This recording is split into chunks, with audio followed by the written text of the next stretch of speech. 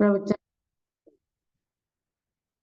सरस्वती नमस्तुभ्यं वरदे कामरूपिणी विद्यारंभं करिष्यामि सिद्धिर्भवतु मे सदा। जलोद्वात्सांगमयी जिनवाणी माता की जय। सरस्वती की प्रतिमूर्ति परम पूज्य गणनी प्रमुख श्री ज्ञानमती माता जी की। सरस्वती सभा मध्य सुलक्ष्मी ज्ञान रूपिणी कल्याणी सर्वलोकस्य माता ज्ञानमती मता। सरस्वती की कृपा प्रसाद से और पूज्य माता जी की छत्र छाया में ये स्वाध्याय करते हुए हर क्षण सम्यक दर्शन के विषय में चिंतन रहता है।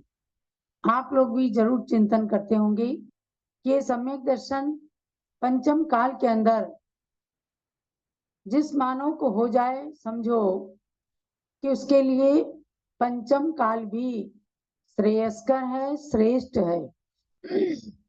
अगर चतुर्थ काल में भी जन्म लेकर सम्यक दर्शन की प्राप्ति नहीं हुई तो चतुर्थ काल भी हमारे लिए बेकार था, और पंचम काल में भी अगर सम्यक दर्शन की प्राप्ति हो रही है तो समझो अपने लिए पंचम काल भी चतुर्थ काल से अधिक श्रेष्ठ है, क्योंकि मोक्ष का मार्ग तो इस काल में भी निरंतर चल रहा है, पंचम काल के अंत तक चलता रहेगा, ये स्वीकार करना है।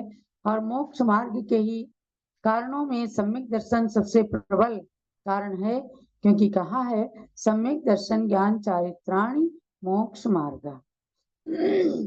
सम्यक दर्शन, सम्यक ज्ञान और सम्यक चारित्र, इन तीनों की एकता मोक्ष का मार्ग है। और इन तीनों की एकता में सर्वप्रथम रोल है सम्यक दर्शन का। उसी के कारण ज्ञान में सम्यक पना आता है, उसी के कारण चारित्र में सम्यक पना आता है।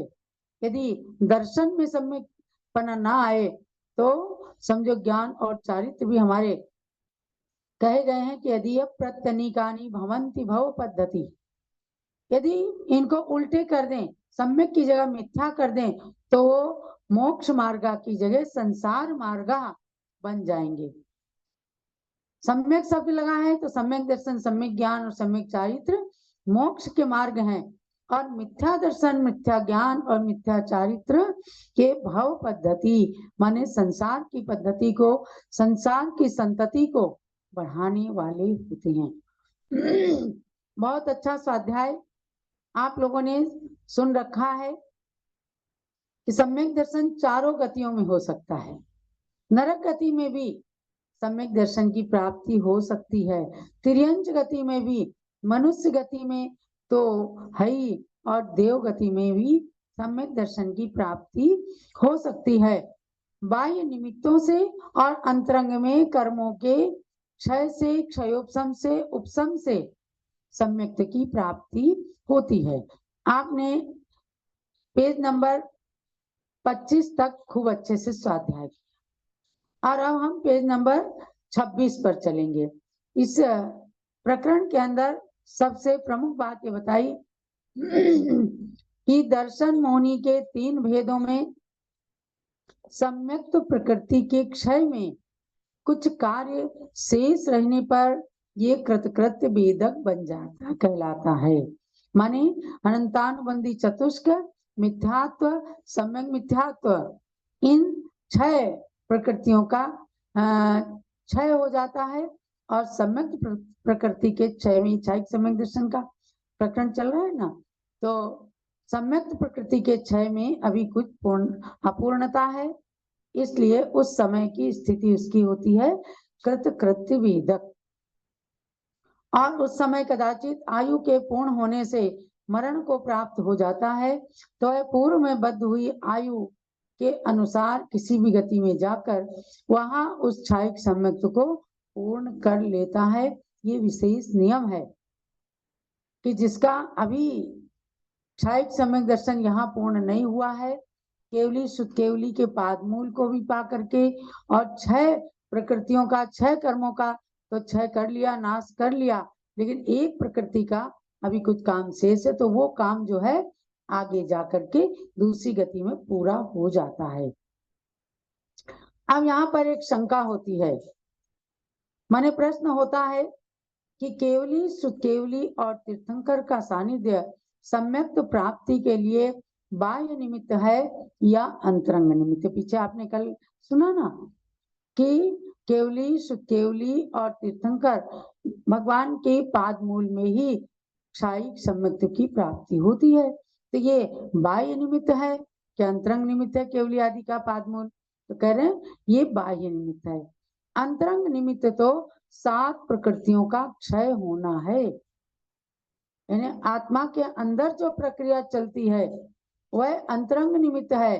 और भगवान का सानिध्य मिलना, केवली का सानिध्य मिलना, वहां भावों की विशुद्धि होना, ये बाह्य निमित्त है, बाहर में दिखता ही है कि हमें भगवान का सानिध्य मिला और अंतरंग में कर्म प्रकृतियों की उपशांति हुई, क्षय हुआ, तो क्षायिक सम्यक दर्शन हो जाता है।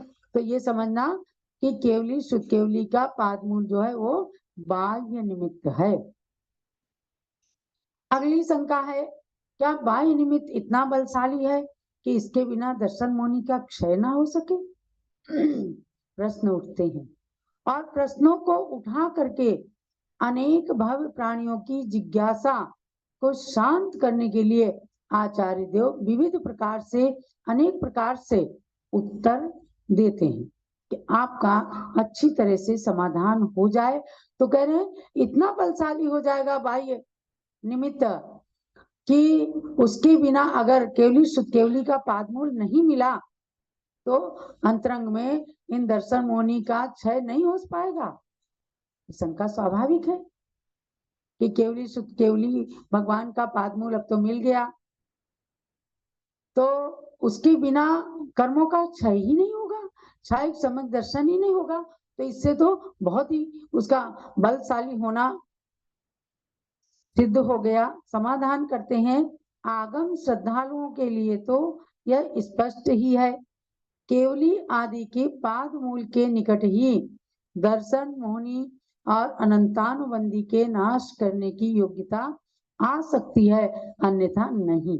ये बात बड़ी महत्वपूर्ण है, बच्चे बच्चे को समझने के लिए बड़ा आवश्यक है।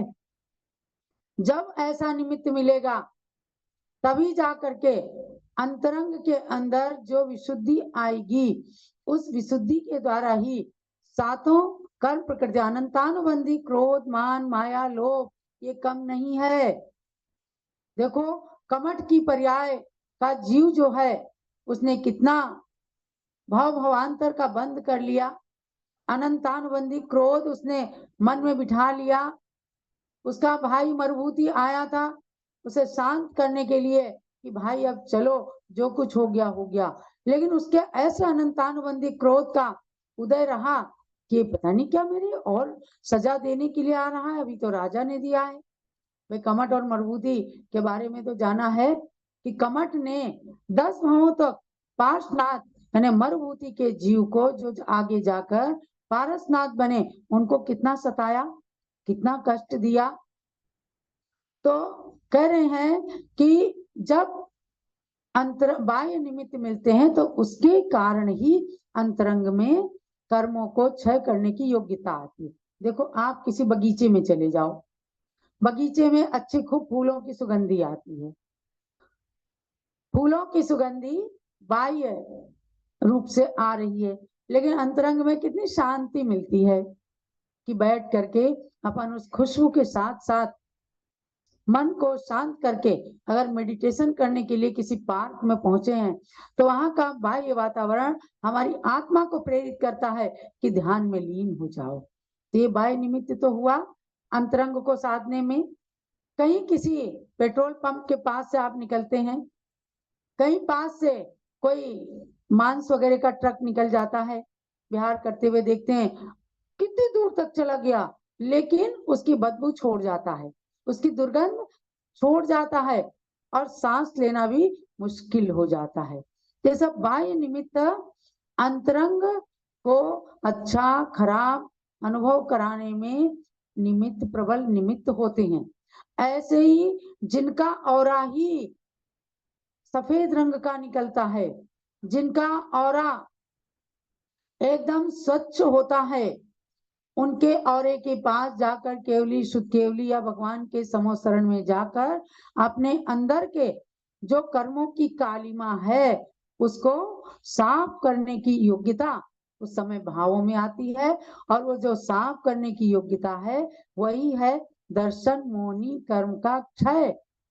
जो अंतरंग में सम्यक दर्शन नहीं होने देता उसका नाम है दर्शन मोहनी है।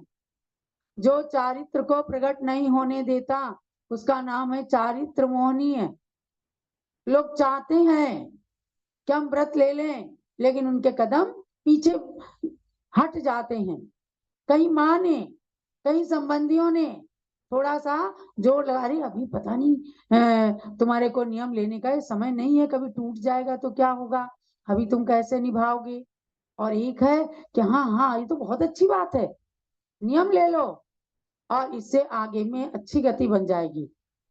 तो बाह्य निमित्त पड़ते हैं, उनका अंतरंग पर प्रभाव पड़ता है। तो जब शंका ये की गई तो आचार्य देव ने उसका उत्तर दिया कि ये स्पष्ट है, अगर आपको आगम पर श्रद्धा है, आपको गुरु वचनों पर श्रद्धा है, तो आपको ये विश्वास करना पड़ेगा कि जब तीर्थंकर भगवान का पादमूल मिलेगा, केवली केवली के चरणों के निकट हम जाएंगे, तो वहीं पर ऐसी योग्यता मिलेगी कि दर्शन मोनी मिथ्यात्व, सम्यक मिथ्यात्व, सम्यक प्रकृति, अनंतानुबंधी चतुष्क, इनका क्षय करने की योग्यता आत्मा के अंदर आ जाएगी, अन्यथा नहीं आएगी।